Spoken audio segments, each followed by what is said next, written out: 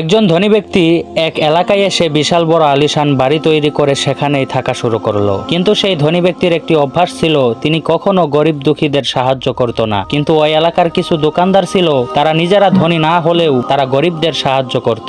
যেমন একজন কসাই ছিল, সে গরিবদেরকে ফ্রিতে গোশত দিত। একজন মুদি দোকানদার ছিল, সে প্রত্যেক মাসে কিছু গরিবদেরকে চাল ডাল এবং প্রয়োজনীয় দ্রব্য পাঠিয়ে দিত। একজন দুধওয়ালা ছিল, যে বাড়িতে বাড়িতে গিয়ে বাচ্চাদের জন্য দুধ দিয়ে আসতো। এটা দেখে এলাকার লোকেরা বলাবলি করতে লাগলো, ওই ধনী ব্যক্তি কতই না নাফরমান, এত সম্পদ থাকার পরেও সে কাউকে দান করে না। অন্যদিকে এই দোকানদারগুলো তাদের মাথার ঘাম পায়ে ফেলে পরিশ্রমের পরেও গরিবদের জন্য দান করে। এরপর এলাকার সব মানুষ ওই ধনী ব্যক্তির সাথে সম্পর্ক ছিন্ন করলো। অতঃপর যখন সেই ব্যক্তিটি মারা গেল, সে এলাকার কোনো মানুষ তার জানাজায় শরিক হলো না। এর কয়েকদিন পর একজন গরিব লোক যখন কসাইয়ের কাছে ফ্রিতে গোশত নিতে চাইলো, তখন ফ্রিতে গোশত দিতে অস্বীকার করলো। সেই মুদি দোকানদারও ফ্রিতে সদাই দেওয়া বন্ধ করে দিল এবং দুধওয়ালাও বাচ্চাদেরকে ফ্রিতে দুধ দেওয়া বন্ধ করে দিল। লোকেরা জিজ্ঞেস করতে লাগলো, কি ব্যাপার? দোকানদাররা বলল, এখন আর আপনাদেরকে ফ্রিতে কিছুই দেওয়া হবে না, কারণ যেই লোকটা আপনাদের মূল্য পরিশোধ করত